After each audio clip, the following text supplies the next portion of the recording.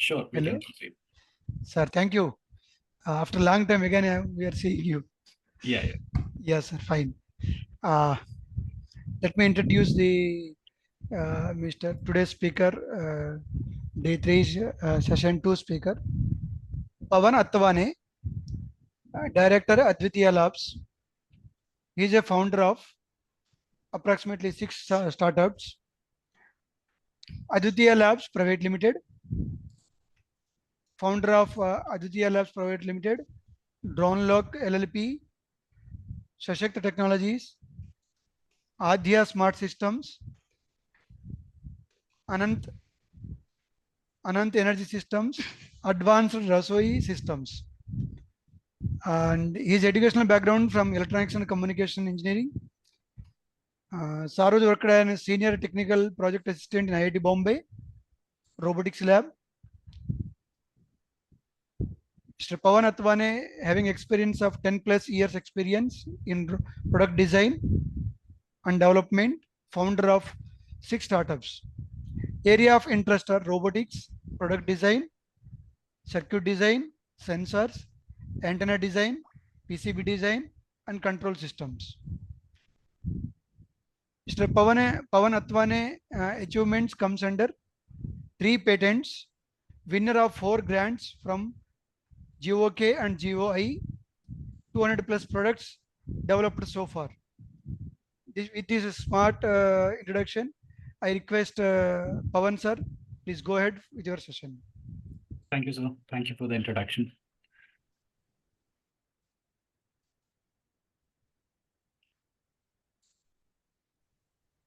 Hopefully my screen is visible to everyone. Yes, sir. Okay, thank you. So my main background is onto sensors and robotics, as sir explained. We have developed jointly with several startups and all over the world, in fact, in developing few sensors that are not available in the farming field, as well as in the agricultural, animal husbandry, aquaculture, and related fields. So we'll try to explore these sensors as we go deeper into the session. Sit back, relax, enjoy the show. We'll go ahead. Okay. So the topic is precision agriculture and climate resilient farming. So we'll be following this index today. We'll explain, we'll go deep into precision agriculture, problems faced in agriculture, especially in India.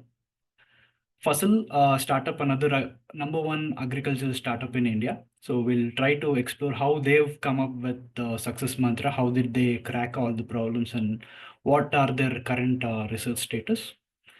And then we'll go to the sensors that are currently used in India for precision agriculture, all the sensors, in fact, and possible upcoming sensors, those research students, faculty who are interested in coming up with new technology can concentrate on this session where you'll get to know what sensors will be useful in the future. And how do we get the data from it?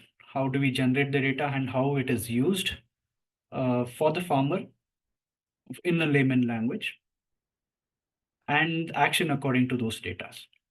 So, and finally, the results, animal husbandry, poultry, and aquaculture in brief. So this will be our session for the day. So coming to precision agriculture. So we see that as the word precision itself measures that it involves a lot of data being generated. So sensors comes as our first stage, where we take accurate sensing of various sensors that we'll be understanding in detail. So accurate sensing is the first step. Then collection of these data either wirelessly as a point nodes and all other nodes based on the network conditions of the scenario. So we collect those data. Then we send the data to a cloud where we do our AI prediction models, where we have our own algorithms. We process it, generate a user readable data, and take actions accordingly, and present this in real-time information to the farmer so that he can take actions accordingly and monitor this in a backend. So this entire system is completely automated currently. There is no human involvement except the actions part where farmer has to physically go and take actions. For example, he has to spray a pesticide or increase the fertilizer nutrient of a particular quantity. For example, nitrogen needs to be added to the soil, or copper based element has to be added on the leaves only for particularly. So these inputs are given by our AI models. So current problems in the crop cultivation. So the main problem that we see currently is wrong practices. That will be the main problem here. So the farmer who purchases the seeds from a manufacturer, he doesn't know what quantity of pesticide needs to be added, what needs to be added. Even if you Google right now a particular seed, in the note they mention apply this pesticide every 10 days once until the harvesting is done, which is a very, very, very wrong method, where you will be losing a lot of pesticide during this process. Same applies to fertilizers again. Over fertilization can cause severe damages to the crop as well. There's something called fertilizer burn to the crop, which is very common in agricultural field. Then comes to the irrigation, either over irrigation or less irrigation, or in a day, even an entire crop can get damaged in a single day just by over irrigation. So we are controlling this using the automation techniques and precautions. So what precautions has to be taken, which the farmer doesn't know. He only thing that he would know without a technology, what I'm talking about is just by the word of the mouth. That is the only precaution that he has currently. By using this technology that we have produced, so he can probably take actions much before the disaster happens. So we'll go with one of the area here where we see the problems of pesticides. So you can see a lot of patterns in the leaves right now. The first one is where you have the dotted pattern, right? These are the dotted patterns, and this you can see a Raspberry Pi based fruit where it is getting damaged due to a particular fungus. So we'll try to learn on a particular crop so that you can understand in detail. If you have any doubts, you can just make a note of it. We'll try to answer it at the end of the session. So these patterns come up usually when there is over usage of pesticide or less usage of pesticide, or not using at the right times. So, and even the chemical composition. For the chemical composition, very much important for the right fungus. So let's learn in detail. We'll consider a tomato crop as an example for now so that we can understand in detail. The first example is a fungus called early blight. This is a disease called early blight disease. So where you can see the leaf starts forming these black dots, right? This is when we can declare that the crop has already got the early blight disease. And the tomatoes also get these black dots at the stem point where the tomato reaches the stem. So that it starts from forming from there. To stop that, there are several techniques of applying a particular chemical composition only on the leaf, not on the roots. So again, so where to apply, how to apply, these scenarios are not known to the farmer, and the ratio also. So how much water needs to be mixed, and where it should be sprayed, should not be sprayed on the root especially, because if root gets that chemical composition, again the plant would die immediately. So all these scenarios are programmed already in our algorithms. We have input that methods based on our research field, which has already been running for a very long time. So we add these as an input to our existing AI models so that something similar symptoms occurs, we immediately take action. So such scenarios, symptoms are usually for us, there is no particular sensor that can detect this particular disease. So we used image-based processing here, where we have cameras placed at various points in a farm, and it takes images randomly, and that is processed automatically, and we give a result to the farmer at the end of the day. So these symptoms are usually seen when the atmosphere is very moist and or irrigated, the soil is very wet. So that is when these diseases are usually seen. So based on those favorable conditions, for example, we see that weather forecast is very cloudy for the next 15 days and there are expectation of some showering in between. So that is when we understand that there is a possibility of disease upcoming. Will alert the farmer that see there is a early blight disease upcoming based on the neighboring farm data as well. So this is not just the data on that particular field.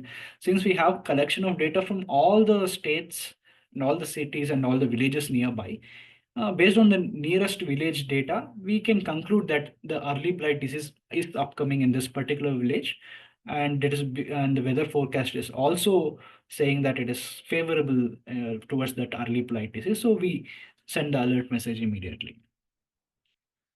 So the continuing the symptoms with early blight, we see this dot pattern slowly increasing. The pattern sizes slightly start increasing to up to 10 mm, closer to 12 mm slowly. And once it reaches a particular stage where it cannot be cured at all, the only way is to destroy the plant so that it doesn't spread to the entire field. So, so we have to stop this much earlier, and else entire crop or field will be lost, which is a huge loss for a farmer. Coming to a late blight disease, another tomato-based disease, but different kind of fungus. So where the pattern you can see it's completely different compared to the previous one. We have a dot pattern in the previous early blight, and here we have a dark spot, a bigger spot starting from the edge of the leaf, not at the center. We can't see any spots there. It's a bigger dark area. Again, the symptoms on the favorable condition is the same, where the atmosphere is moist and the soil is also moist. But this happens during the harvesting time, not at the early stages of the uh, tomato. This disease is common to potato also and tomato also. The disease is very common, and this happens usually during the harvesting time. So during the harvesting time, it should be made sure that favorable atmospheric conditions are maintained and right pesticide is applied even before the that disease starts. It's expected. That is when we apply this particular fertilizer only thrice or four times in the entire harvesting duration. Where if without technology, we would have applied every 10 days. This would take around 60 to 70 days. So you can assume they have applied around 7 times, and we'll be applying just 3 to 4 times based on the AI models alerts. So again, this is also a part of late blight problem. So if you turn the leaf backside, you can see that white fungus being developed. So again, these are images captured by our camera, and then we go ahead for image processing, and then we give a result that there is a late blight disease. So coming to the comparison where we have early blight disease according to the seed factories and the universities, what they are suggesting to cure this disease and what solutions that we have with the help of precision agriculture. First one is, as I said, 7 day interval of spraying of the pesticide and without even knowing which pesticide to spray as well. So just apply the spray. The second one is the quantity is unknown. See, every farmer may have the distance between that crop could be very different, and it could be different with respect to every field as well. And the soil composition is completely different. So we cannot compare spray quantity. We can't fix a particular quantity to a particular farm or a particular area. This is completely unknown. That is completely dependent on the data.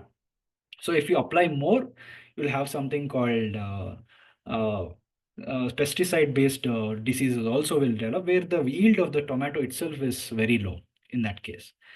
And chemical composition is also unknown, as I told. And incorrect irrigation, that is also another problem, where soil wetness is not monitored. It's just seen on the surface level, whether it is dry or not. And we never know what is the soil wetness 2 feet below the ground. So, so this particular method is not trustable at this point of time. So what we do here is we ask this the mobile app that is connected with our cloud computing, that suggests you to which particular pesticide needs to be sprayed and when, and the quantity and the ratio and the exact chemical composition will also be shown. So in case a particular farmer applies a pesticide more than what is required, and what is the solution to that, even that is also given. So, and that is also continuously monitored by our sensors. And this entire system is automated. Irrigation is a very basic step now. Most of the farmers are currently having a partially automated irrigation systems on the surface level, yes. So coming with the, we are done with the pesticides. Now we'll go with the fertilizer problems. So we see that the leaves are bending towards the end parts, and leaf gets to tend, thicker enough. It will even start to small bubbles, something like this. So again, the fertilizers are selected based on the seed manufacturer's manual. Say they have a particular manual given along with the seeds, and they start applying it according to the quantity. But again, the distance between the plants and how much quantity needs to be applied, what is the ratio of mixture of with respect to water and other parameters are not mentioned, which results to over spray of this fertilizer, which results to such events. And also we can see a part on the photo here where you can see the left plant is has more mass compared to the right one. This plant is clearly observed where the left one has got enough correct amount of fertilizer, and the right one has less amount of fertilizer, which again yields to the very less yield of whatever crop grows in that particular area. Coming to other problems, uneven distribution also. So in a way where human involvement is involved in spraying these fertilizers, one area might get more fertilizer because the person might also be different. So what the person who is spraying might, the pattern of his spraying will be different, and there could be another person who is starting from another end of the farm. So this also affects the uh, pattern in which they are applying, and it also differs in application of fertilizer, which is again a problematic scenario. And lack of fertilizer at the root level. So when they spray with water and they spray on the leaves sometimes, or on the, it has to be sprayed exactly at the roots, which farmers try to miss that, and they apply on the leaves itself. So that is again a problem. Crop lacking a particular nutrient, which is, for example, a manual says you have to apply this particular fertilizer manufactured by their own company. So the soil at the farm could be very much different. It could be lacking a particular nutrient. For example, it could be lacking copper, for example. So the farmer is unknown of this particular scenario itself. So what he would do, he would just start applying more and more fertilizers just because he sees the yield of the crop is low. So until he knows that this particular nutrient is low, he would never try to even think about that copper is low. So our sensors would tell exactly that this is the particular element that is low in your soil, and this is what it has to be done as a preventive strategy.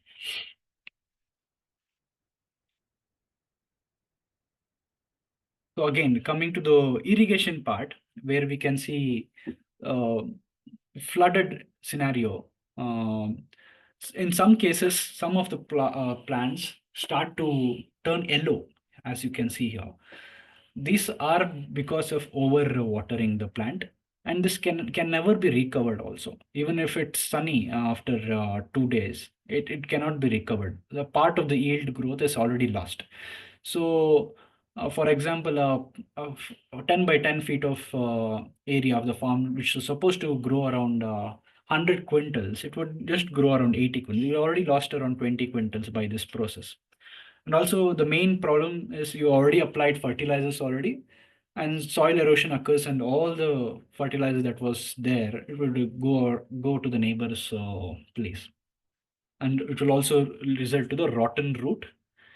And again, another problem will be less irrigation as well. So it will again yield to the less production of the crop. So this is another common problem found in tomato crop, especially. So drought stress is nothing but less number of utilization of fertilizer or the water quantity. So you can clearly observe that the left A is seen with the accurate amount of fertilizer and water that is required. On the right side, the drought side is where the water quantity is less and the fertilizer required is also less. So the overall yield capacity, though both are grown together at the same time, both are seeding is done at the same time, you can observe that yield is very less on the right side, and a major of almost around 50% of difference is seen. So he'll be losing 50% of his income during this process. So these are the main problems that are found. So coming to the precautions, how do technology help? How do precision agriculture help the farmer to take precautions? Sorry. So we'll try to analyze them in the upcoming part. So as a use case, we'll try to understand one of our startups called Fussel, one of the best startup companies in India, which has won 100 crore funding recently. And even it has come on Forbes 30 ranking in India and Forbes 100 in the world as well. So we'll try to understand the success story of the Fussel company. High yield, reduced chemical usage, healthy crops, accurate irrigation, and protection from uncertain weather. Welcome to the future of horticulture with the Fussel system, a game changer for farmers that introduces them to precision horticulture. How, you ask? Let's find out. Consisting of 12 different sensors, the Fussel system has 3 sections. Since it all starts with the roots, we will first go down to the 3 soil sensors at the bottom. The farmers get access to 24/7 soil temperature updates with the soil temperature sensor. Then we see the primary and secondary soil moisture sensors. The readings from these sensors help in generating accurate irrigation advisories for farmers and make sure the soil is never too dry or too wet. Say hello to perfectly moist soil. Going up, let's take a look at the brain of the Fussel system. It monitors and optimizes canopy conditions with 5 different sensors. The lux sensor measures the intensity of sunlight, which, along with the temperature, is used to calculate the growing degree days, GDD, of the crop that aids in providing crop stage specific alerts.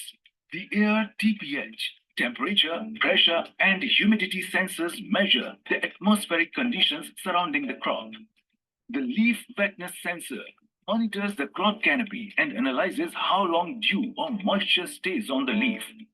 All these microclimatic insights aid in assessing crop health and provide forewarnings against pests and diseases.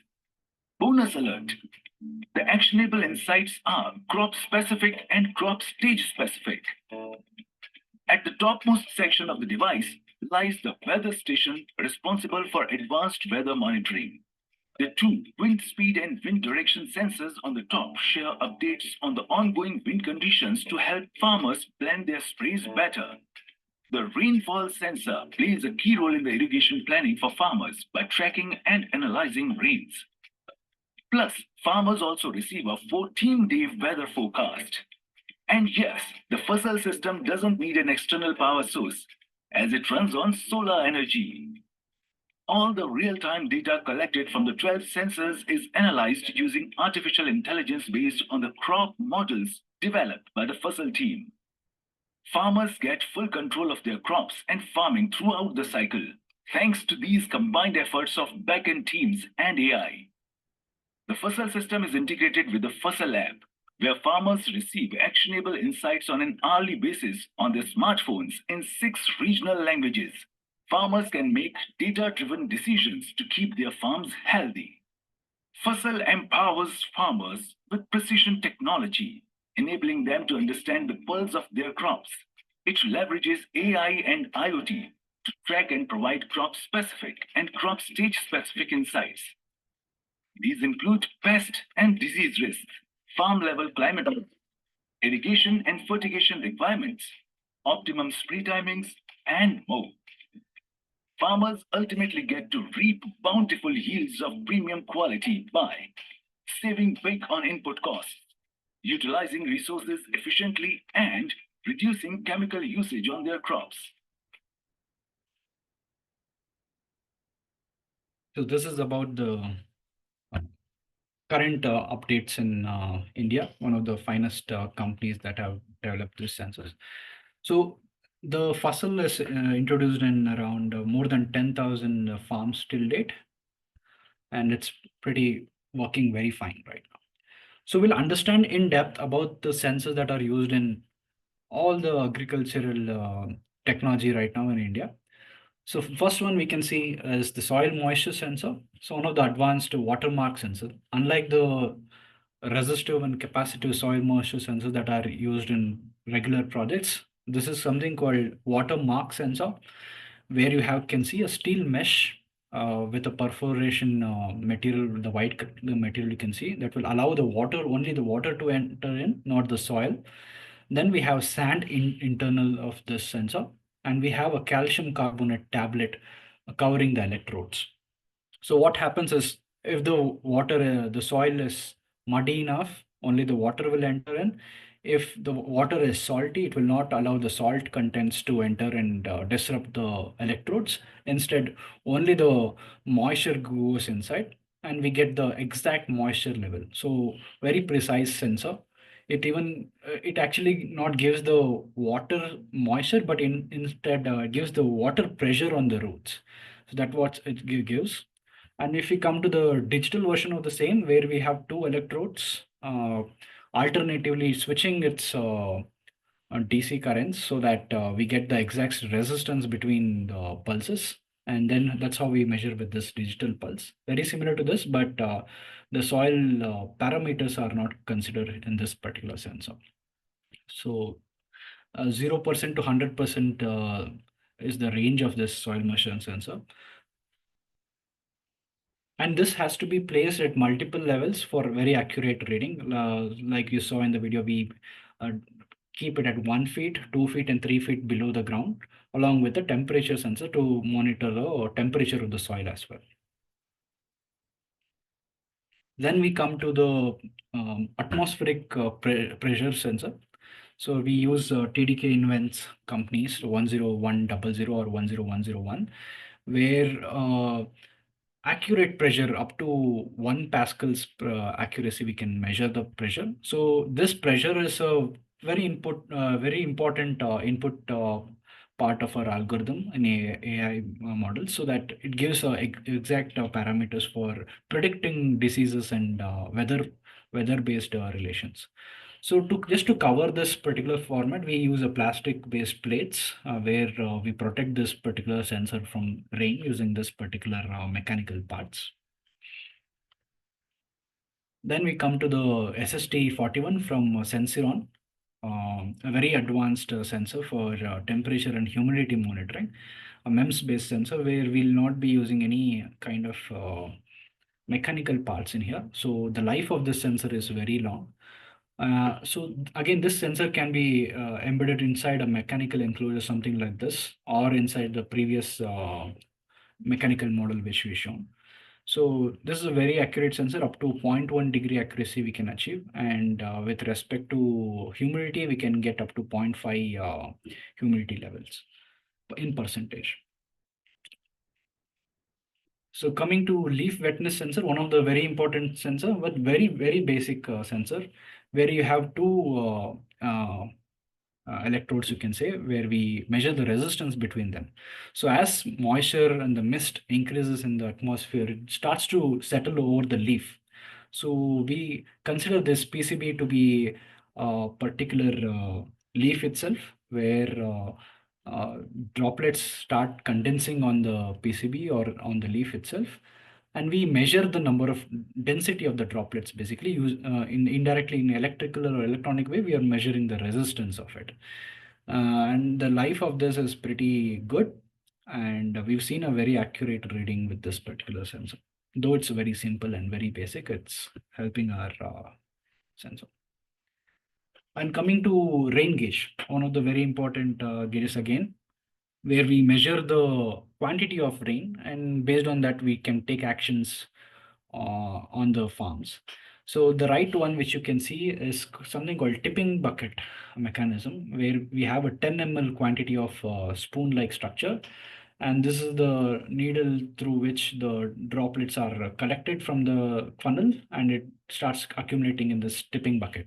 So based on, once it gets full, we trigger a mechanical action where we trigger our electromagnet, and it gives a pulse, and that pulse is recorded, so that based on that pulse we can calculate the now amount of rain that is dropped.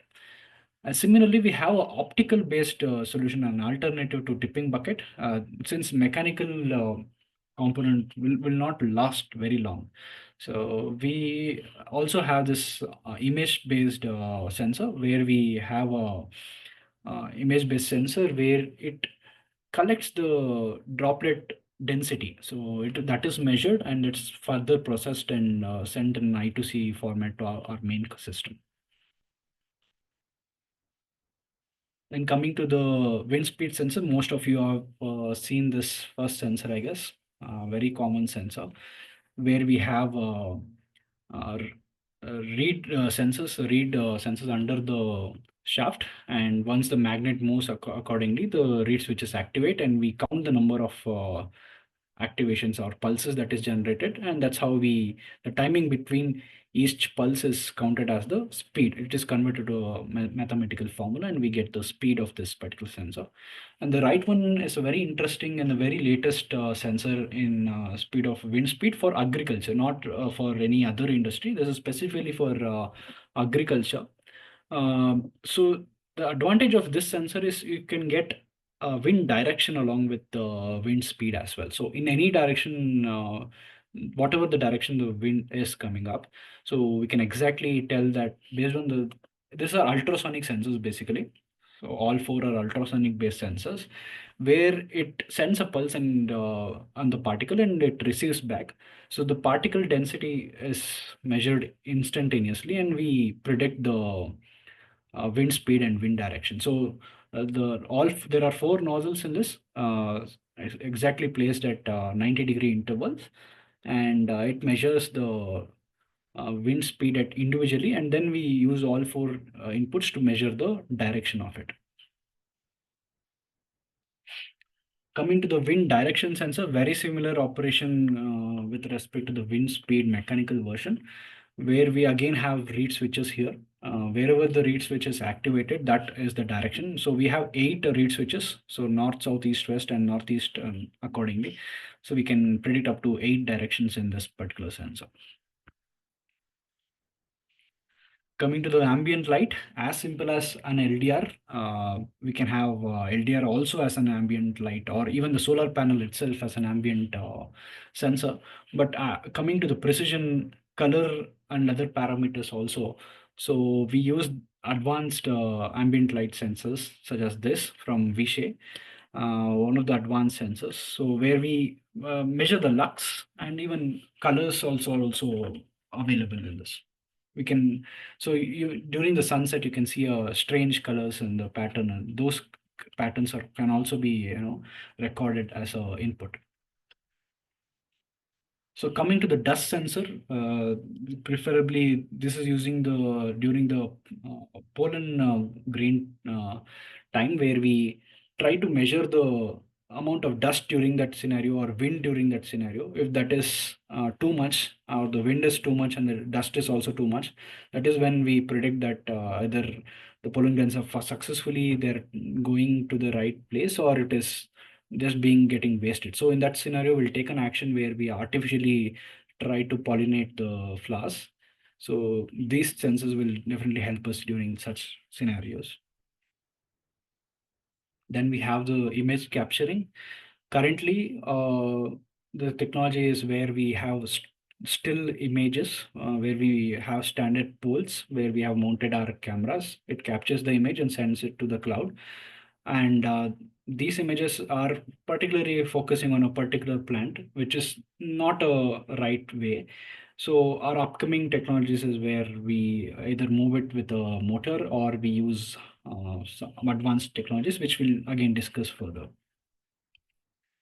So coming to the pH sensor, one of the most important again, because due to the pesticides and fertilizer actions, during that action, we closely monitor this particular sensor to analyze whether the pesticide is sprayed, more than the required quantity or lesser than the required quantity. Also coming to the fertilizer as well. So those things can be very easily monitored without much advanced sensors. The pH sensor would be more than enough for such applications. Coming to the upcoming technology where we can improve these sensors. There are many problems in current scenario as well. With all these sensors, also we face drawbacks at places where we get complaints from the farmers and from our engineers as well, field engineers as well. So one is where the image, as I told you, it's a still image. We cannot get a image at multiple points. So we are trying to develop in a stage where we have drones, goes at multiple points in a farm, takes images and comes back to its starting point. So this is one such scenario where again we are trying to make it in a scenario where human is not involved. So it'd be a completely automated system. It goes to various points, takes accurate images, and there are again drawbacks where the propellers are moving the leaves itself. We are getting blurry images as well. So we are trying to make it hover at a higher altitude, so that the wind doesn't move the leaves and we can get a clear images. So these are some of the fields that require more research. So we are happy to accommodate some researchers in this field. So for anyone who's interested, we can happily accommodate them. So coming to the pesticide, which is already there. So only one introduction to this particular field is automated system, where we try to do this in automatic process, so that if the farmer doesn't need this is specifically for those farms which are very big enough. So the systems automatically refill the pesticide or the fertilizer automatically and start spraying at the right quantity and the right speed. And coming to the weeding robot, one of the most advanced versions. This is currently already equipped in some of the advanced countries. So India has just started with this research, and we can see that various sizes of the robots are available based on the crop. Uh, so the major problems that are there is when the farmer is trying to do it. The labor problem is already there in India currently. So we're trying to avoid this. This can be done at any point of the day. So even in day and night, 24/7, we can do this operation. That's what our current objective is, where we have a lidar-based sensor plus image capturing. So we do this in real-time image processing on board cameras, and we try to remove the weed automatically. So this is our current objective, and this is an open research topic for anyone who's interested in this field. And again, we are trying to make as less as human involvement as possible in this research as well. Coming to soil testing robot, where soil samples are required, are taken from a particular farm and taken to the laboratory. Then we analyze there and then give the result. So this entire process would take around 7 days, which is very big and a crucial time, especially when a crop is about to die and we don't know the reason for it. So in such scenarios, we are trying to develop something like a soil testing robot, where we take samples at various spots in a farm, we come back with the result almost instantaneously within a 4 hours or 5 hours span of time. So that the samples can be taken and we shift to another farm in a neighboring area or a village, so that this can continue doing this process entirely. And the data can be shared to our main device again, and the respective action can be taken accordingly. Coming to the data. So once we generate the data, how do we take it forward? How do we, though I'm not from the AI background, I'll try to explain as much as possible on this part. So we'll quickly go through a small animated video. We'll try to understand how it goes.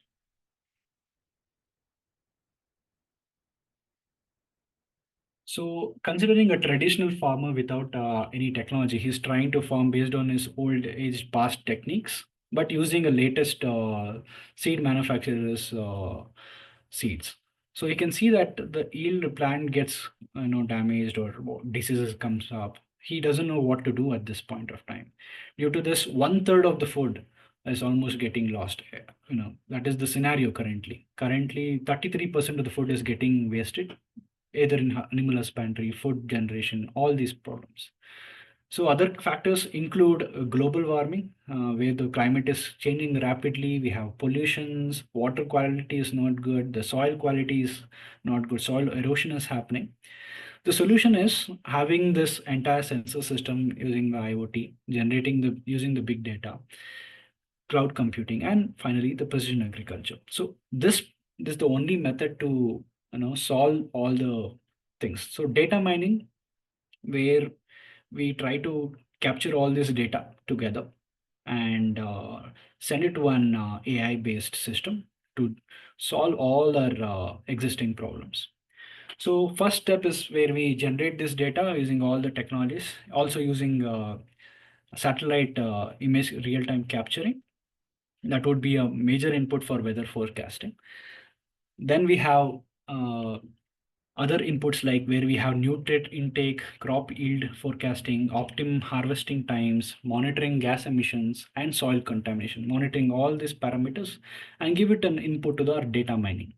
So that's our electronic part of the job. So where we send all this data to the data miner, and our artificial intelligence and machine learning together sends this image to the final output to the farmer. So where he gets a particular input and action items that he has to follow to get the best crop yield. So overall, he wouldn't need an advisor or guidance, because this entire technology takes part of this entire system.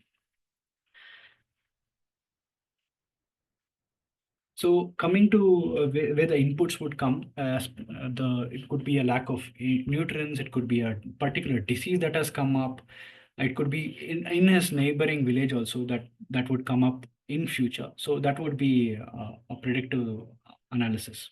The first step is the data generation that we told, pre-processing of the data so that it is easily acceptable by our algorithms. Then exact development of algorithm with our agriculture research experts, visualization of the data, and final insights to the farmer, so that entire input is given to the farmer at the right time. So it also gives the optimum harvesting time, so the farmer wouldn't know when to harvest it. So though the crop looks ripe enough to do it, we can give the exact time to harvest the crop so that he can get the best yield of it.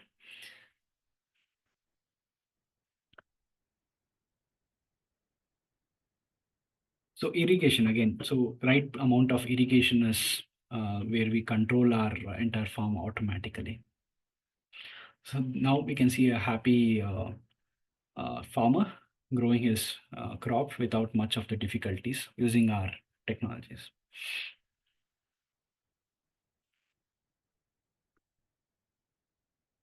So the other parts that might be upcoming in this, but that points needs to be added to such scenarios would be what to do post harvesting. So another resource where though we try to get the best crop using all these sensors, what to do next? So the post harvesting is one of the very crucial steps as well.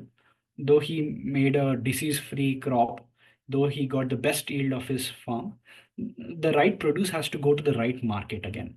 That's where the post harvesting technology also comes in. So currently, what we are trying to do is GI tag or digital tag to these farms. So every crop, for example, a tomato is grown in the crop, we know how much pesticides is being sprayed, how much fertilizers are used, and the optimum quality of the overall growth. We know that. So based on that, we can give a score to that particular crop. For example, we give a score of on a scale of 100. If he gets 90, based on that score, he gets the price of that particular crop. So that is when he gets the right price for the right market. And we can also help reach the right market as well. For example, he once he grows the crop, he tries to go to the market. But in case if he gets any trouble in that case, for it would be lost. Suppose he doesn't get the right price, he wouldn't go to the right market on time because the market would be already flooded with most of the farmers. But there could be someone in Delhi who would be requiring a particular crop. Also, somewhere in South India who would be requiring tomatoes. But he wouldn't know that. He wouldn't have the right connect. So that is when he would just lose the crop. It would be just completely wasted. And the prices of the tomatoes come to 2 rupees per kg or even 10 rupees per kg, and sometimes very high, 100 rupees per kg, because the demands are not met at the right time, at the right place. So that is when we have digital tagging for these crops. We know the exact yield from a particular farm, and we know the requirement of a particular area as well. So we try to just connect these dots together to get the right component. So we already know the quick commerce markets that we already have. All these are very famous where you will be ordering regularly at this. So we try to connect these quick commerce markets and also the off stores companies like More and other places where we try to connect these dots, bring the market to the right place. So based on the score, the farmer would get his very right price and the demand is met.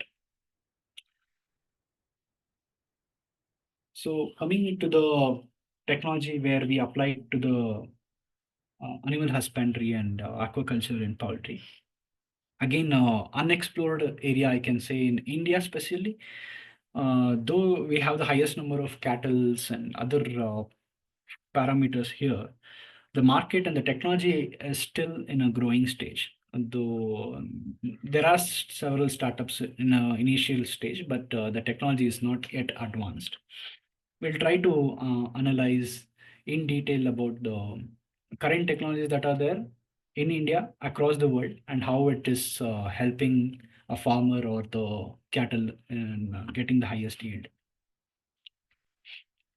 Coming to the dairy farm, where we can see a lot of cows being tried to the and in unconventional methods are being practiced in India traditionally, where farms are growing up where the capacity is increased from 20 cows to 1,000 cows in a very short span because of the greediness of the farmer. But the problem is he's not prepared to handle such scenarios, which yields to his loss, and he will stop that particular farm almost instantaneously. That has been happening from past 10 years, where only few of the companies are able to scale it up from 20 cows to 1,000 cows or 10,000 cows. Only few are able to do it. Those who are able to do it are using the imported technologies from Germany, from Poland, and other places. So as technology increases in India, we can have such big farms in India as well, and the technology cost should reduce. Else it wouldn't happen without that. So analyzing, most of you might have seen the technologies in Germany where entire system is automated, where the milking process is automated, the tagging of the cows are automated, the yield is recorded. Most of the things are completely automated. There's no human involvement at all. So we'll try to understand the sensors that are involved in these places where the main problem comes up where you have to artificially inseminate a particular cow to yield milk. The cow stops generating milk after 8 to 12 months of its previous giving birth to a previous calf. So it stops after 12 months. So once it stops, the body gets heated up. That's when the census has to detect accurately that the cow is ready for the next insemination. If he misses that, again the farmer has to wait for another 1 month or 2 month again. So that is when he would lose 1 month entire period of time. So these sensors accurately detect when is the right time for insemination of the cow. And other parts include the where you have the force sensors or the pressure sensors on the nostrils, on the backbone of it, on the legs of it.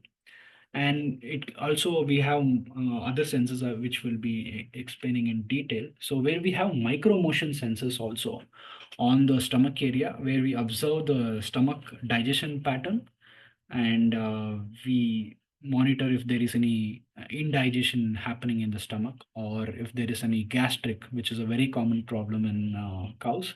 That is detected immediately. A particular cow is denoted that this particular cow has a particular problem, and this has to be sorted. So such is the current pending parts that can be added as a combination of technology, which is very much required currently in India.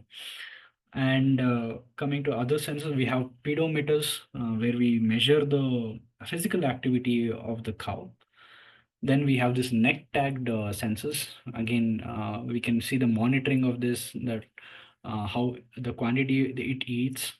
Mainly, it's an RFID based tagging as well, where we can see the position of this cow, the pattern movement of this cow, and whenever suppose the cow is in the field, how much time it has spent on the field, how much time it has spent in an area where it's about to sleep or where it's about to eat. All these patterns are separately measured, and it is sent to our main cloud database.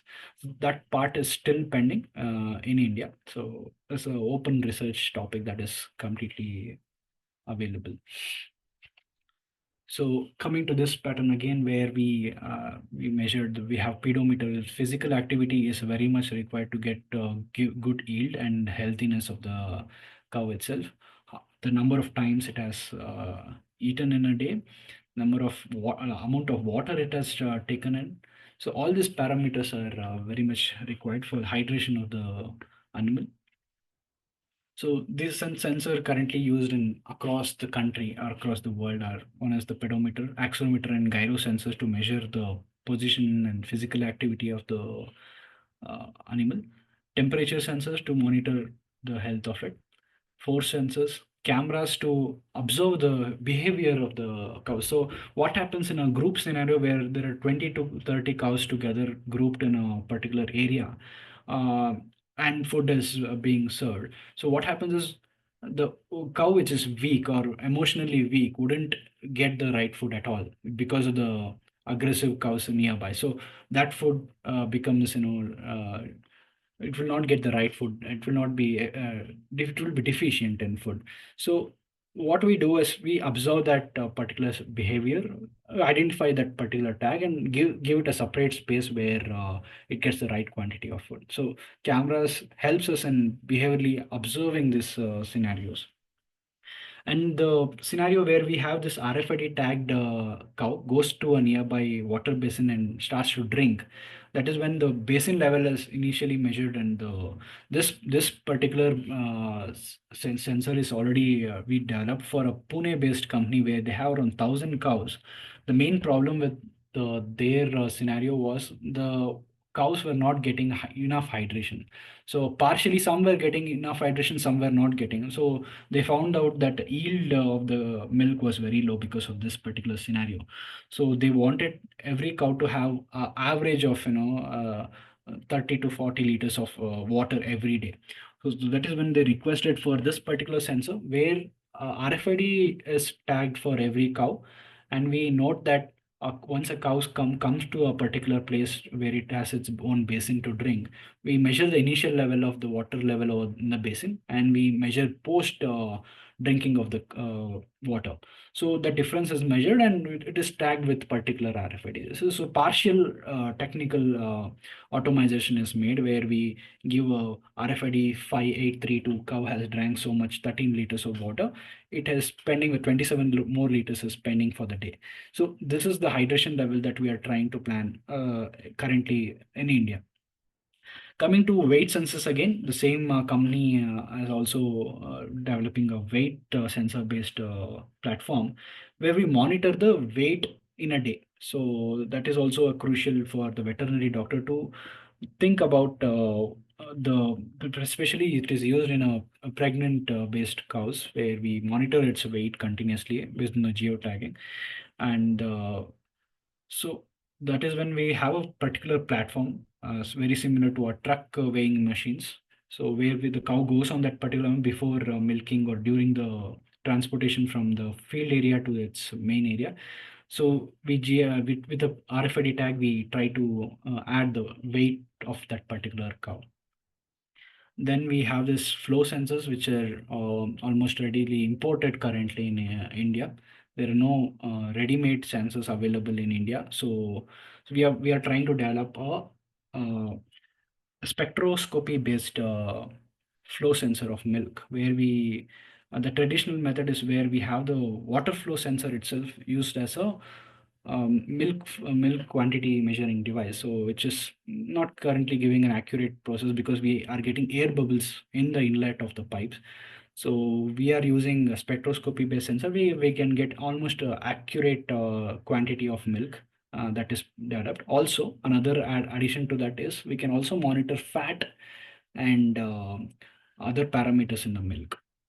So protein, fat and protein is the two most important factors in a milk. So that can be instantly measured and that can be tagged to the cow again, so that we can monitor that this particular cow is giving high milk because of a particular food that it has taken recently. So the same can be applied to all the cows in general using AI. So we can tag that this cow particularly needs more amount of green grass so that we can give the green grass to that particular cow.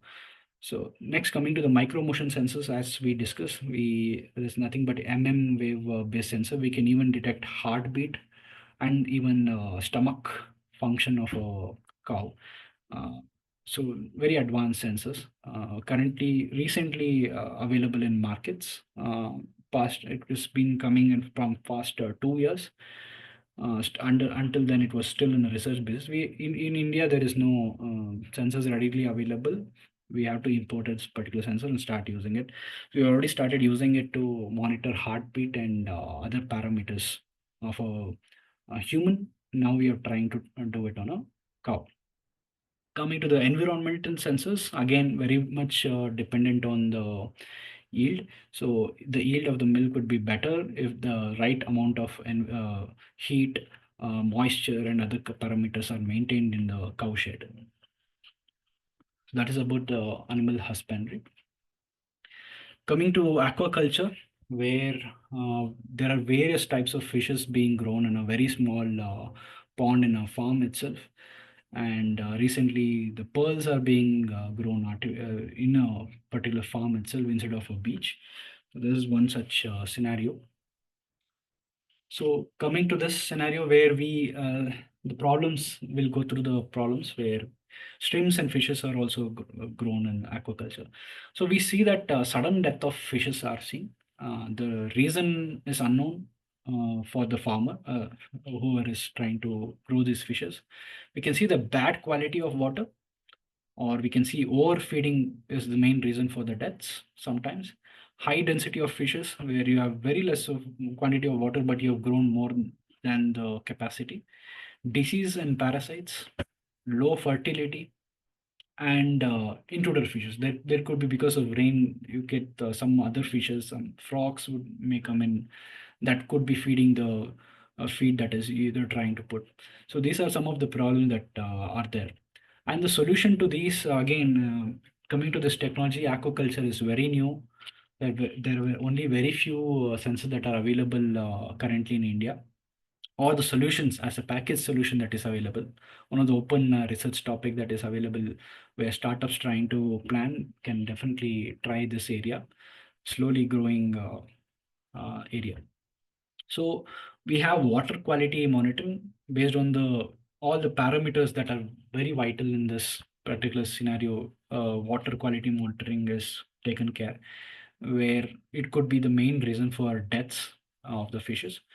And then we have fish density and movement pattern analysis. So again, we use a sensor called FMCW where we can analyze approximate density of fishes in water. It's not a waterproof sensor again, so but has to be made waterproof using the mechanical enclosures. And it's pretty easy later to identify the density of the fish in a particular pond area. So based on that, we can analyze whether it is a huge quantity of water or you can it's accurate enough.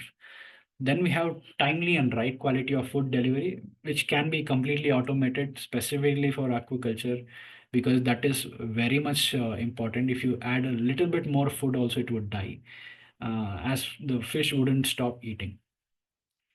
And timely again, so very much important.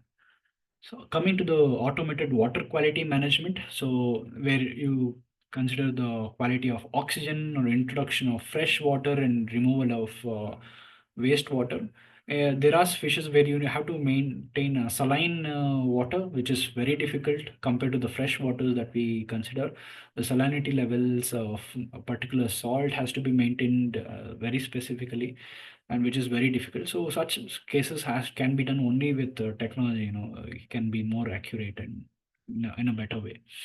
And also coming to the fertility management, where the fish explode in a very short time.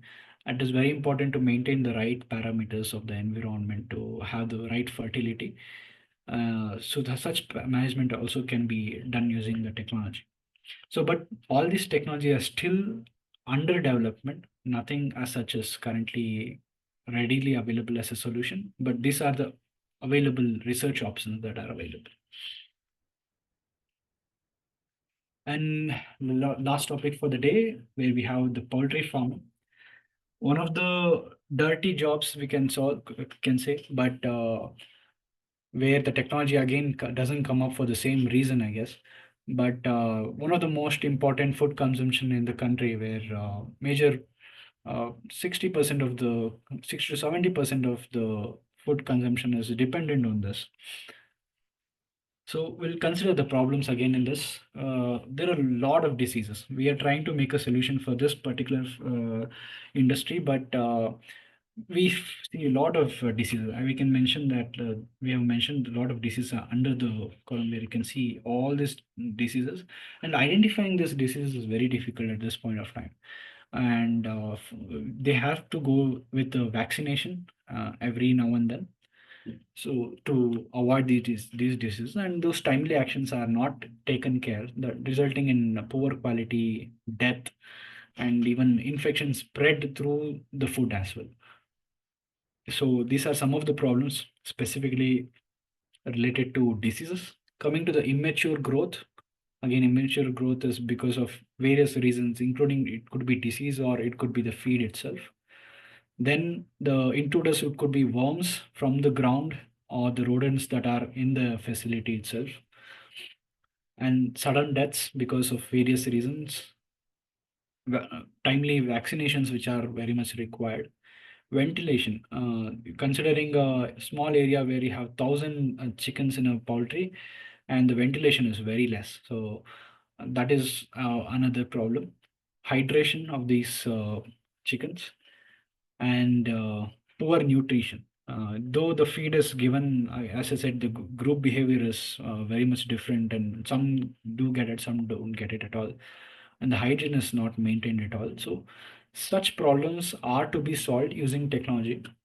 So, some we are trying to solve wherever possible, but the industry market is not very much improved in this technical field, because people are dependent on just an assumption of the market is not pretty big to invest at this point of time.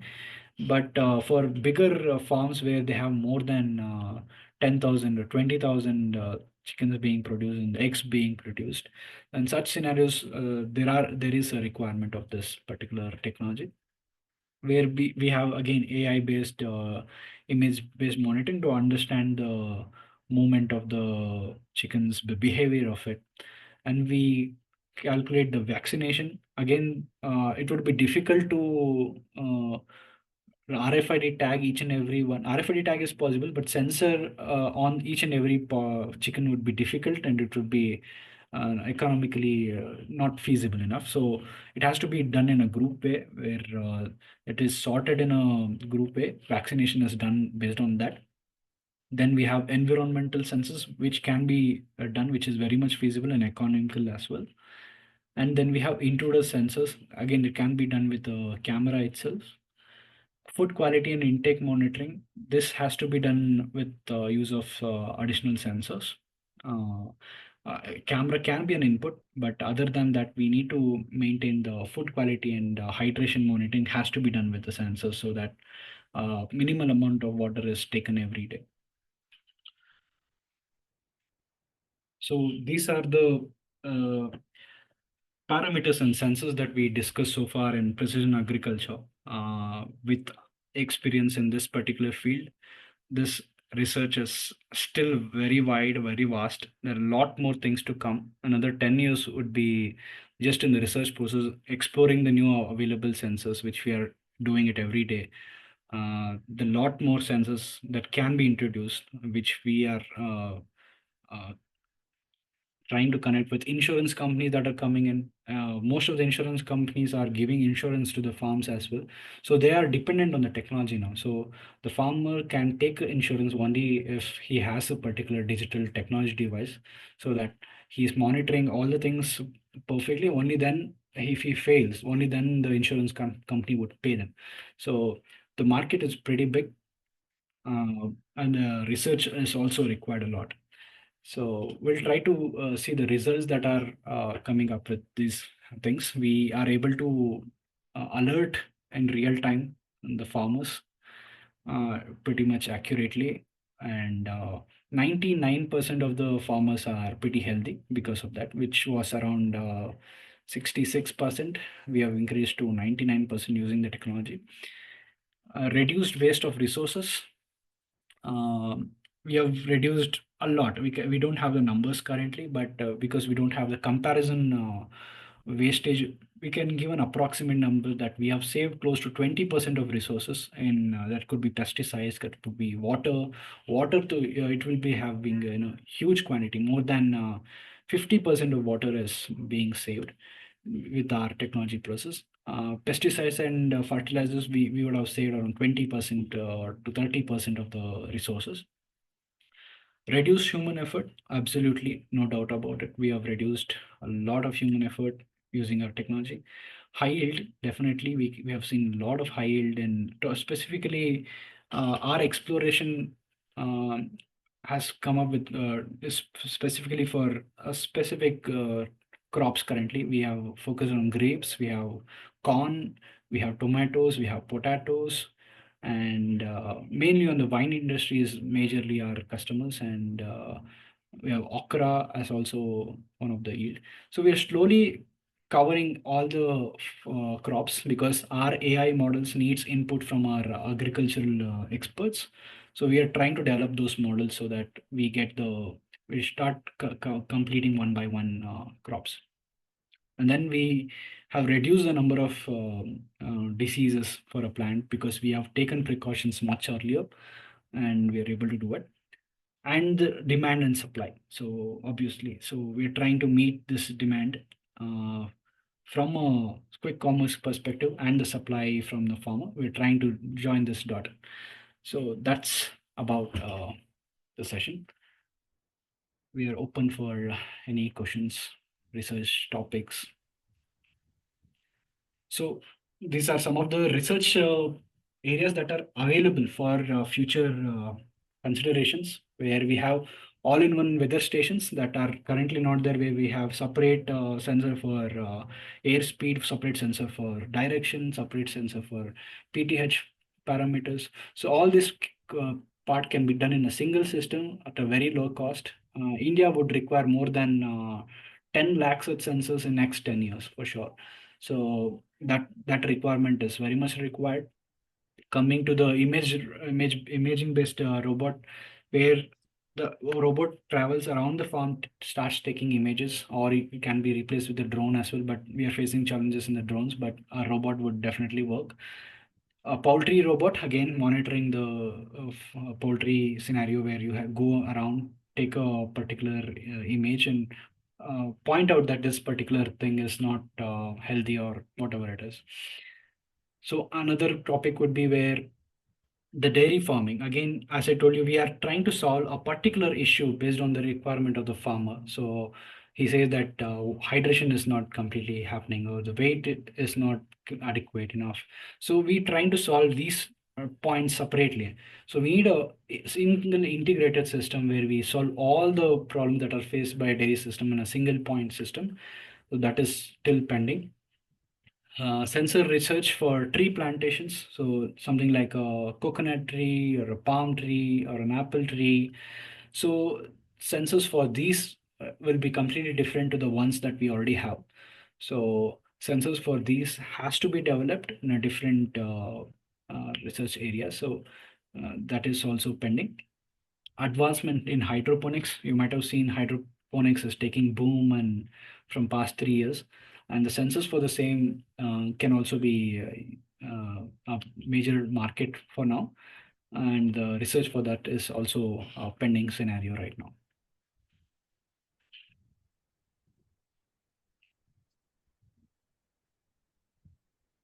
We are open for questions, right?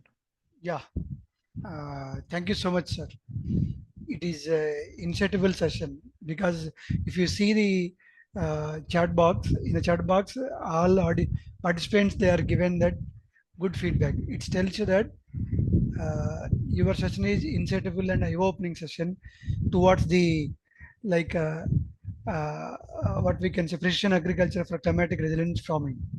Thank you. So even though in despite of your busy schedule, you came forward and your expertise, you want to share something to society. It is a grateful idea, and you are giving the lot of challenging problems who are working on a research area which are related to an agriculture. I think I find out totally 14 challenges, 14 problems I could find out from your presentation. But it is an, uh, I feel it's a good session. Because, and also we are saying that from the feedback of the participants itself, it's a eye-opening session. Hope let us listen from the, if any queries are there, please interact with resource person today, please. Yes, please. Over to the participants.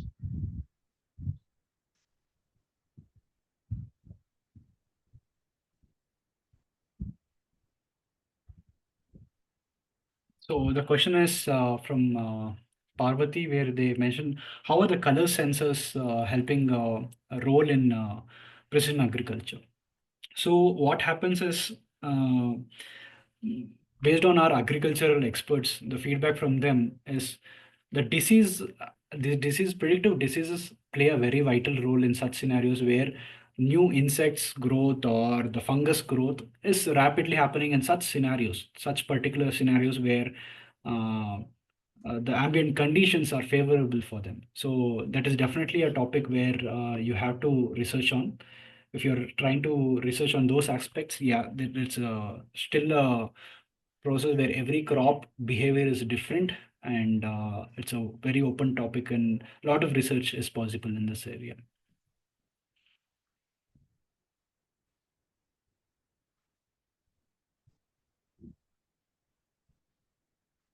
I think one of the participants, they're asking one question, sir, which is related to. Okay, Kumkul Santosh, I think he's asking how much time does it take to develop predictive model? So based on our research, we have taken around 2 years for a particular crop. One particular crop, yeah. That is mainly because of our agricultural team. Our AI team wouldn't take much time to do it, but it's mainly on the agricultural input from our experts and on-field test and test practice that we do as well. So those tests will take a lot of time. We try to develop some use cases that would take a lot of time to us. So I think it would take around 2 years minimum for a particular crop.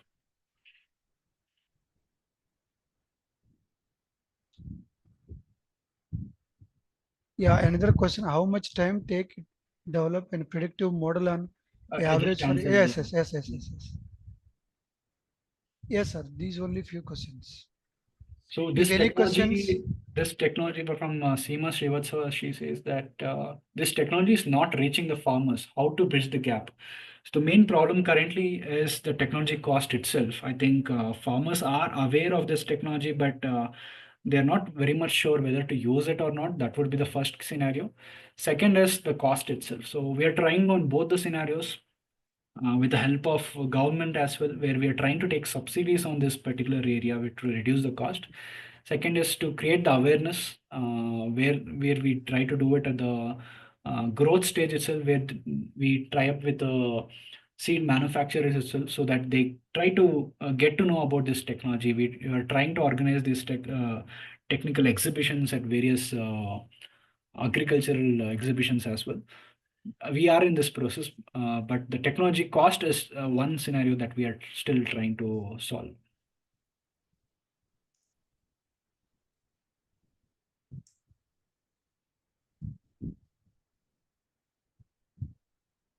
yes, sir.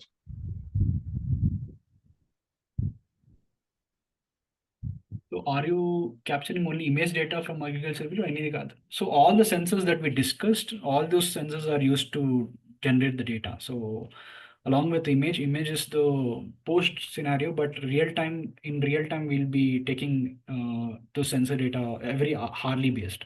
And image, we take only 4 images in a day, approximately.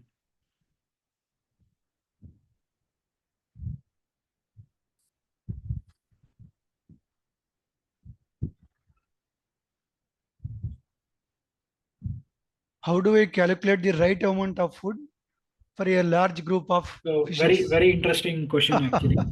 Yes. Um, even I'm in a research phase of this particular scenario, but based on the inputs that we have seen, so what we do is we have something called timeline, which is applicable for in agricultural field, poultry field, in all the areas as well. So based on this timeline, so for example, 30 days has passed, so that particular fish would eat this particular amount of food itself, and we know the density of the fish. So based on that, we calculate the number of fishes and we know the timeline for that particular. So we basically match that curve and we can give the right amount of food.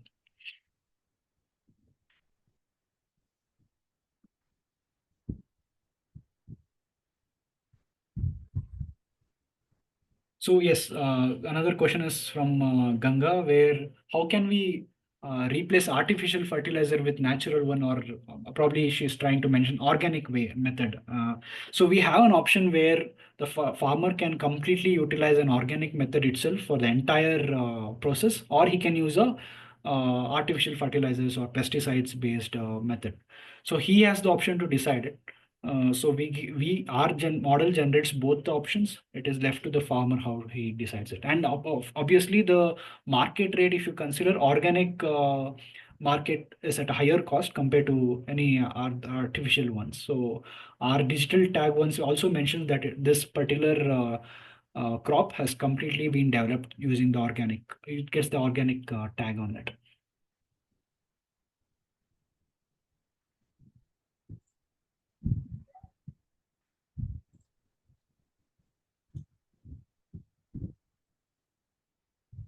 Yes, sir.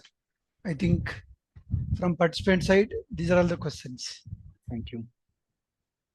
Anybody wants to interact with the resource person, you can unmute and you can interact.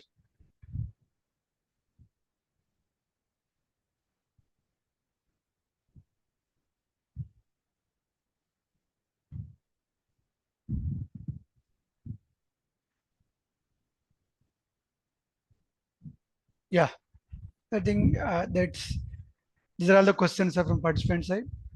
I'll just share my email ID. Probably in case any one of you are interested in any of the research topics, you can obviously try to connect us. we'll be happy to take you on board. This is my email ID. Just send an email and we'll be happy to join you in research process or any questions you have.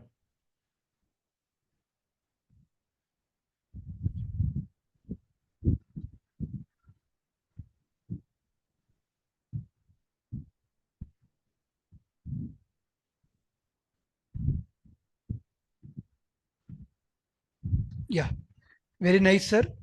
Once again, thank you so much because it is the